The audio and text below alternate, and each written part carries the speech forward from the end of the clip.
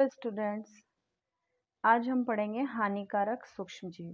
पिछले वीडियो में अपन ने लाभदायक सूक्ष्मजीवों के बारे में पढ़ा था कि वो किस प्रकार से हमारे लिए फायदेमंद होते हैं। उसी प्रकार से अब आते हैं हानिकारक सूक्ष्मजीव।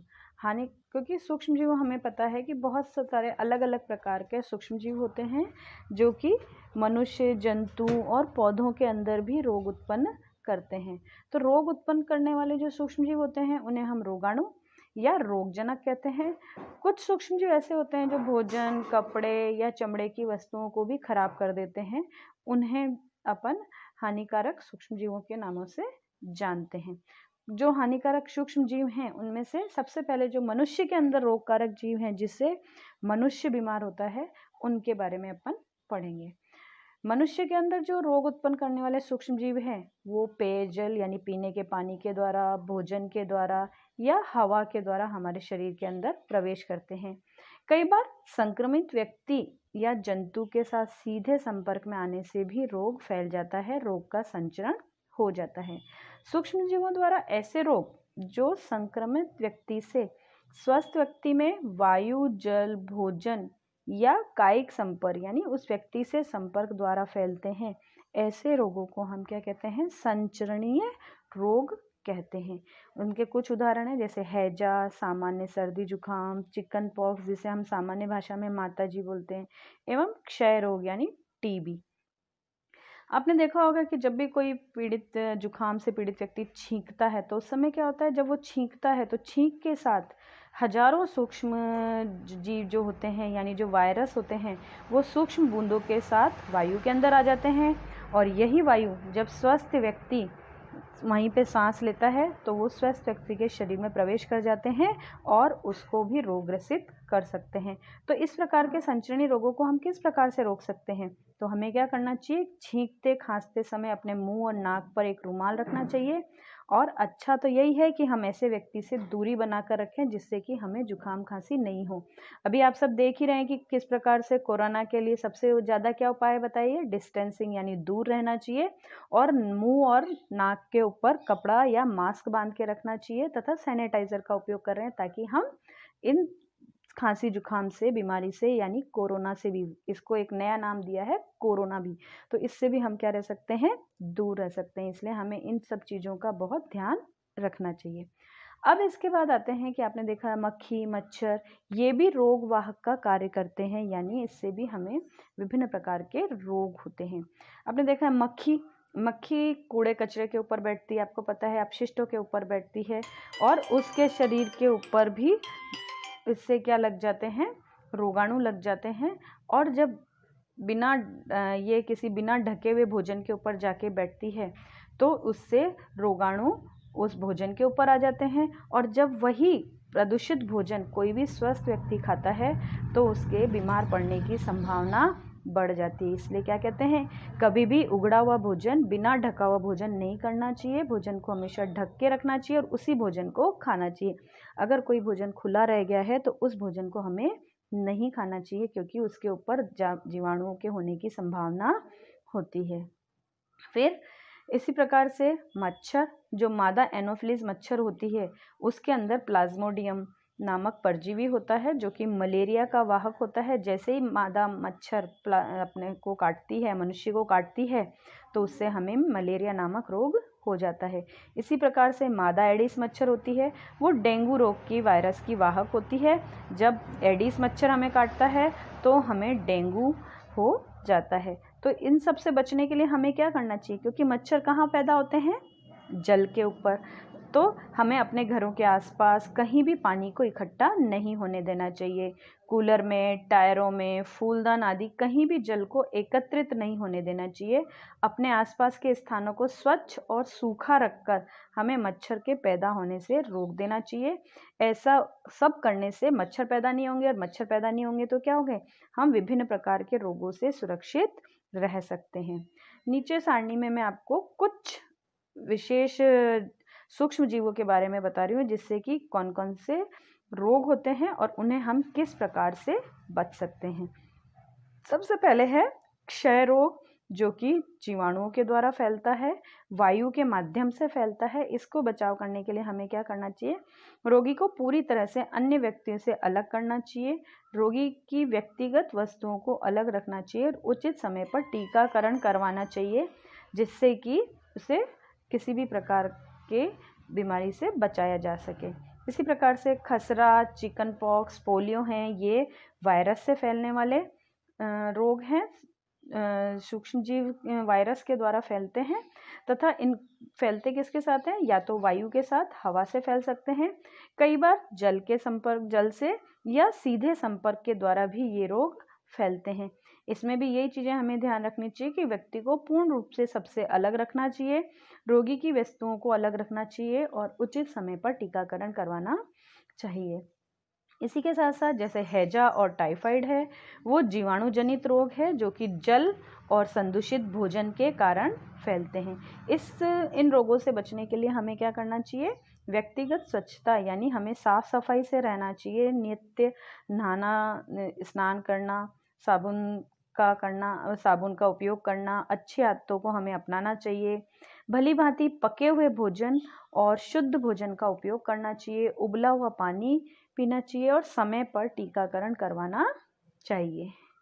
इसी के साथ आता है हेपेटाइटिस ए, जो कि वायरस के कारण फैलता है और प्रदूषित जल को पीने के कारण फैलता है। हमें सबसे अच्छा उपाय है कि हम उबले हुए स्वच्छ जल का या आरओ के वाटर का पानी उपयोग करना चाहिए और समय पर टीकाकरण करवाना चाहिए। फिर इसके बाद आता है मलेरिया। मलेरिया आपको पता ही है कि प्रोटोजोआ के द्वारा फैलता है, मादा एनोफ्लिज मच्छर के काटने से फैलता है। इसके लिए हमें क्या प्रयोग करना चाहिए? सबसे पहले तो मैंने अभी बताया आपको कि पानी हमारे घर के आसपास इकट्ठे नहीं होने देना चाहिए।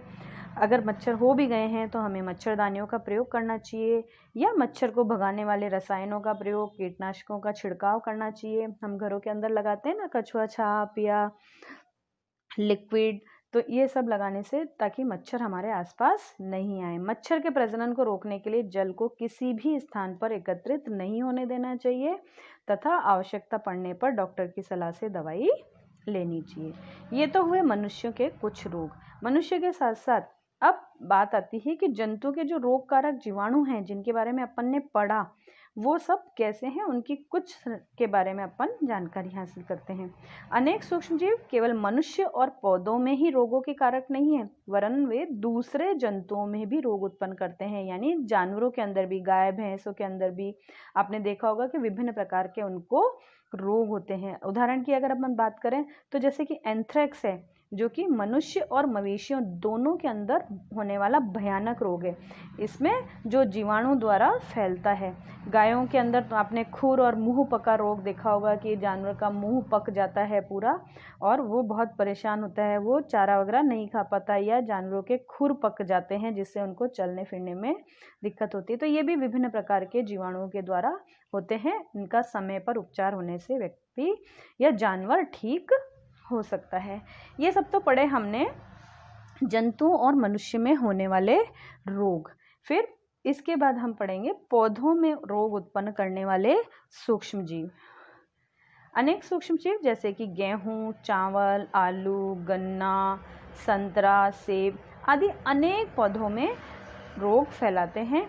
रोग के कारण फसल की उपज भी कम हो जाती है और इन जीवों को हम किस प्रकार से, इससे हमें क्या है, फसल के उत्पादन कम हो जाएगा तो हमें आर्थिक हानि भी होगी। तो इन सब से बचने के लिए हम क्या करते हैं? कुछ रसायनों का प्रयोग करते हैं जिससे कि इन सूक्ष्म जीवों के ऊपर नियंत्रण पाया जा सकता है। सूक्ष्म जीवों द्वारा पौधों में होने वाले कुछ सामान्य रोगों के बारे में अपन जिक्र करते हैं। जैसे कि सबसे पहले है नींबू कैंकर। नींबू कैंकर सूक्ष्म जीव जीवाणुओं के द्वारा फैलता है और किसके द्वारा फैलता है? हवा से, वायु से फैलता है। इसी प्रकार से जो गेहूं की रस्ट नामक रोग है वो कवक के कारण यानी फंगस के कारण फैलता है, जो कि वायु और बीजों के कारण फैलता है। भिंडी की पीत ये वायरस जनित रोग है जो कि कीटों के द्वारा, छोटे छोटे कीटों के द्वारा फैलता है। ये तो थे कुछ पादपों के जो कि सूक्ष्म जीवाणुओं के द्वारा होने वाले रोगों के बारे में अपन ने चर्चा करी। अब हम बात करते हैं खाद्य विषाक्तन।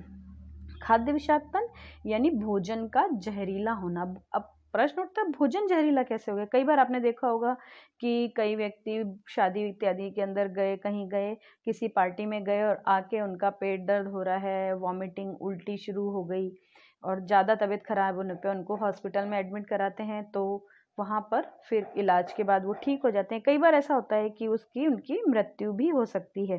तो ऐसा क्यों होता है? ये खाद्य विषाक्तन के कारण होता है। सूक्ष्म जीव द्वारा भोजन करने से या इन भोजन के कारण सूक्ष्म जीवों द्वारा जो भोजन को संदूषित कर दिया जाता है, खराब कर दिया जाता है, जिससे उनके अंदर विषैले पदार्थ उत्पन्न हो जाते हैं। हमारे भोजन में सूक्ष्म जीवों द्वारा कभी कभी विषैलापन उत्पन्न हो जाता है और यह भोजन को क्या कर देते हैं? विषाक्त बना देते हैं, जहरीले बना देते हैं, जिसका सेवन अगर कोई भी व्यक्ति कर लेता है तो वो भयंकर रूप से रोगी हो जाता है, कभी कभी उसकी मृत्यु भी हो जाती है।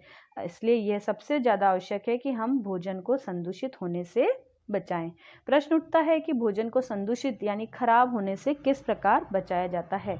तो उसके लिए हम आता है खाद्य परिरक्षण, यानी हम भोजन को किस प्रकार से संरक्षित कर सकते हैं, बचा सकते हैं कि उनके अंदर सूक्ष्म जीवों की वृद्धि नहीं हो। तो अब आपको पता है कि किस प्रकार से हमने पार्ट 1 के अंदर अपने बीजों को परिरक्षित किया था, भंडारण के अंदर, स्टोरेज के अंदर अपन ने उनको सुरक्षित किया था। तो वो तो था केवल बीजों को हमने संरक्षित किया था। अब इसी प्रकार से हम किस प्रकार पके हुए भोजन को भी संरक्षित कर देते हैं, तो उसकी कुछ विधियां अपन इस लेसन के अंदर यहाँ पर अब पढ़ेंगे। क्योंकि अपन ने देखा था कि जैसे ब्रेड रखी रह गई थी, उसको हल्का सा गीली हो गई थी तो उसमें फंगस लग गई थी, वो खराब हो गई थी। कई बार हम खराब कर देते हैं। संदूषित भोजन से यानी खराब भोजन से दुर्गंध, बदबू आने लगती है, इनका स्वाद खराब हो जाता है, उनका कलर भी चेंज हो जाता है। तो ये सब चीज़ें किस प्रकार से होती हैं, इनको किस प्रकार से बचाया जा सकता है, इसे हम बोलते हैं खाद्य परिरक्षण। कई बार आपने देखा होगा फ्रूट्स आप बाजार से लाते हो, आराम से खा लेते हो, अगर 2-4 दिन वो रखे रह गए तो वो सड़ जाते हैं, हमें फेंकना पड़ता है। जबकि हम देखते हैं कि इसी प्रकार से जो अचार होता है वो लंबे समय तक खराब नहीं होता। तो वो किस प्रकार से होता है? वो विभिन्न प्रकार की खाद्य परिरक्षण की विधियां हैं, उनमें से कुछ सामान्य तरीके हम अब देखते हैं। जैसे कि सबसे पहला है रासायनिक उपाय। रासायनिक उपाय के अंदर हम नमक, तेल इत्यादि को डालकर उनका उपयोग करके सूक्ष्म जीवों की वृद्धि को रोक सकते हैं। इसलिए इन्हें हम क्या कहते हैं? परिरक्षक। हम नमक व खाद्य अम्लों का प्रयोग अचार बनाने में करते हैं, जिससे कि सूक्ष्म जीवों की वृद्धि नहीं होती। इसी प्रकार से सोडियम बेंजोएट, सोडियम मेटाबाइसल्फाइड आदि जैम, स्क्वैश, शरबत आदि बनाने के काम में आते हैं। सबसे पहले नमक द्वारा परिरक्षण, कि नमक द्वारा किस प्रकार से हम खाने की चीज़ों को बचा सकते हैं। सामान्यतः नमक का उपयोग हम मांस और मछली के परिरक्षण को करने के काम में लेते हैं, ताकि उन्हें लंबे समय तक बचाकर रखा जा सके और उनके अंदर जीवाणुओं की वृद्धि रोकी जाए। इसके लिए क्या करते हैं? मांस और मछली को सूखे हुए नमक से ढक देते हैं। नमक का उपयोग हम आम, आंवला, इमली इत्यादि के परिरक्षण में भी करते हैं। उनको भी अगर हमें लंबे समय तक बचा के रखना है तो हम ये डाल के रखते हैं, तो वो खराब नहीं होते। इसी प्रकार से आता है चीनी का परिरक्षण, कि हम चीनी द्वारा किस प्रकार से परिरक्षण कर सकते हैं। घरों में आपने जैम, जेली, स्क्वैश इत्यादि देखा होगा, तो इसके स्क्वैश से भी हम क्या कर सकते हैं? इन चीज़ों को, फ्रूट्स इत्यादि को बचा सकते हैं। चीनी के प्रयोग से जो खाद्य पदार्थ होते हैं उनके अंदर नमी को हम कम कर देते हैं और जीवाणुओं की वृद्धि रुक जाती है और वो चीज़ें खराब नहीं होती। तेल और सिरके का प्रयोग तो आपने सामान्य रूप से अपने घरों के अंदर देखा ही होगा कि हम क्या अचारों के अंदर दादी, मम्मी वगैरह क्या करते हैं? तेल और सिरका डालते हैं, जिससे कि उनके अंदर जीवाणु नहीं होते और ये लंबे समय तक सुरक्षित रह सकते हैं। इसी के बाद है गर्म करना और ठंडा करना। आपने घर में देखा होगा कि मम्मी दूध उबाल के रखती है। उबाल के क्यों रखती? डायरेक्ट हम कच्चा क्यों नहीं रख सकते? क्योंकि कच्चे के अंदर सूक्ष्म जीव पनपते हैं। उबालने से अनेक सूक्ष्म जीव नष्ट हो जाते हैं, जिससे कि हमारा दूध क्या हो जाता है? सूक्ष्म जीव रहित हो सकता है। फिर गर्म करके ठंडा करने हम क्या करते हैं? ठंडा जब हो जाता है उसके बाद फ्रिज के अंदर रख देते हैं, ताकि वो लंबे समय तक रुक सके। सूक्ष्म रेफ्रिजरेटर के अंदर, फ्रिज के अंदर क्यों रखते हैं? क्योंकि कम ताप से सूक्ष्म जीवों की वृद्धि नहीं होती और वो फ्रिज के अंदर सुरक्षित रहता है। बाहर रखा रहने के ऊपर क्या होता है, ख़राब हो जाता है, कई बार उसके अंदर खट्टी स्मेल आने लगती है, ज़्यादा रहता है तो वो फट जाता है, इसलिए हम उसको क्या कर देते हैं, फ्रिज के अंदर रख देते हैं। फिर हमने देखा होगा कि थैलियों के अंदर जो दूध आता है वो क्यों नहीं फटता, वो क्यों नहीं खराब होता, क्यों? क्योंकि वो क्या होता है, पाश्चुरीकृत होता है। पाश्चुरीकृत यानी इस दूध को बिना उबाले इस्तेमाल कर सकते हैं क्योंकि यह सूक्ष्म जीवों से मुक्त होता है। इसके लिए क्या करते हैं, दूध को 70 डिग्री सेंटीग्रेड तक 15 से 30 सेकंड के लिए क्या करते हैं, गर्म करते हैं और फिर उसको एकाएक ठंडा करके स्टोर कर लेते हैं। ऐसा करने से सूक्ष्म जीवों की वृद्धि रुक जाती है। इस प्रक्रिया की खोज लुई पाश्चर नामक वैज्ञानिक ने की थी, इसलिए हम इस विधि को पाश्चुरीकरण कहते हैं। फिर उसके बाद भंडारण और पैकिंग, यानी कि जो ये सब चीज़ें हमने परिरक्षित की, सुरक्षित की, उनको फिर क्या करते हैं, स्टोर करते हैं, पैकिंग कर देते हैं। तो मेवे यानी ड्राई फ्रूट, सब्जियां आदि भी वायुरोधी करके, यानी उनके अंदर से वायु को निकाल के पॉलीथीन्स के अंदर, अलग अलग ढंग से पॉलीथीन्स के अंदर, डब्बों के अंदर, पैकेट्स के अंदर पैक करके हम उसको बेचने के काम में लेते हैं, उनकी सुरक्षा कर देते हैं, जिससे कि सूक्ष्म जीवों की सुरक्षा होती है। अब इसके बाद आता है नाइट्रोजन स्थिरीकरण। हम पहले भी पढ़ चुके हैं कि जो वायुमंडल की नाइट्रोजन होती है उसे राइजोबियम नामक जीवाणु क्या करते हैं, नाइट्रेट्स इत्यादि में बदल देते हैं और यह नाइट्रेट्स फिर पौधों के द्वारा ग्रहण कर लिए जाते हैं, जिससे कि उनको क्या मिलती है, वायुमंडल की नाइट्रोजन प्राप्त होती है और ये नाइट्रोजन पौधों को पोषक पदार्थों के लिए काम में आती है। अब ये नाइट्रोजन स्थिरीकरण किस प्रकार से होता है, इस स्थिरीकरण को पढ़ने के लिए हम क्या करते हैं, नाइट्रोजन चक्र को पढ़ते हैं। नाइट्रोजन चक्र में क्या होता है, आपको ये पता ही है कि पौधों के अंदर जो लेग्यूम पौधे होते हैं, जो फलीदार पौधे होते हैं, उनकी जड़ों के अंदर राइजोबियम नामक जीवाणु होते हैं जो कि वायुमंडल की नाइट्रोजन को नाइट्रेट्स में बदलते हैं। और यह चक्र किस प्रकार से चलता है उसको हम नाइट्रोजन चक्र कहते हैं, जिसके बारे में अपन समझते हैं नीचे। अब हमें पता है कि वायुमंडल के अंदर जो 78% नाइट्रोजन गैस होती है, यह सभी सजीवों का एक मुख्य संगठक है, जिसे कि जितने भी जीव हैं या पादप हैं वो डायरेक्टली फॉर्म में नाइट्रोजन को नहीं ले सकते, वो डायरेक्टली और इनडायरेक्टली फॉर्म के अंदर नाइट्रोजन को ग्रहण करते हैं। तो जो प्रोटीन, पर्णहरित जो क्लोरोफिल होता है, पत्ते के अंदर जो क्लोरोफिल होता है और जो प्रोटीन है वो क्या करता है कि ये पर्णहरित क्लोरोफिल न्यूक्लिक एसिड और विटामिन के अंदर उपस्थित होता है। ये क्या करता है, प्रोटीन को हम ग्रहण करने के लिए क्या करते हैं, पौधे और जंतु जो वायुमंडल की नाइट्रोजन का सीधा उपयोग नहीं कर सकते, वो मिट्टी में उपस्थित जीवाणुओं द्वारा नीले हरे शैवाल से वायुमंडलीय नाइट्रोजन को स्थिरीकरण करके नाइट्रोजन यौगिकों के अंदर परिवर्तित कर देते हैं। जब नाइट्रोजन उपयोगी यौगिकों में परिवर्तित हो जाते हैं तो पौधे इसका उपयोग मिट्टी में से जड़ तंत्र के द्वारा कर लेते हैं और इसके द्वारा में क्या होता है, जो अवशोषित नाइट्रोजन होती है उसका उपयोग प्रोटीन और अन्य यौगिकों को बनाने में ये पौधे इनका उपयोग कर लेते हैं। फिर पौधों पर जो निर्भर जीव जंतु होते हैं उनसे प्रोटीन और अन्य नाइट्रोजनी यौगिक हम प्राप्त करते हैं।